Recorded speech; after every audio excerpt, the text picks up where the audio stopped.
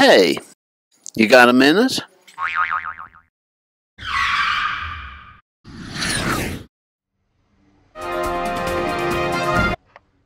Today we celebrate the feast of St. Patrick, the patron saint of Ireland. Last summer I took a trip to Ireland with the hopes of growing in my faith and becoming closer to God. Prior to the trip, I was at a crossroads in my relationship with God and the Catholic Church. I always had a really strong faith in God and knew He was there for me, but really never put much back into it.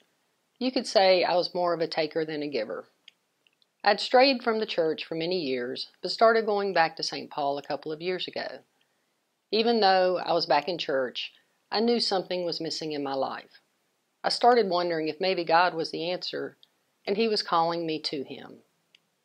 I really prayed about it and decided that I was going to turn my life over to God and become fully committed in making His plans for me the top priority in my life. This was really a scary decision because I wasn't sure what His plan was for me, but I knew that I wanted to find out. I decided to go on a 10-day walk with God along the Dingle Way in Ireland.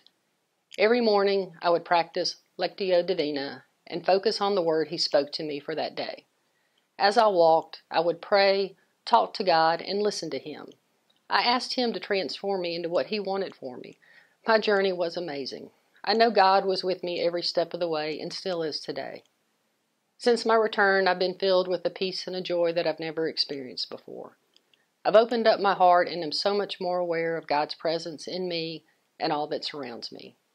I know I'm still a work in progress, and I pray every day for the Holy Spirit to fill me and help me grow and deepen my relationship with the Lord.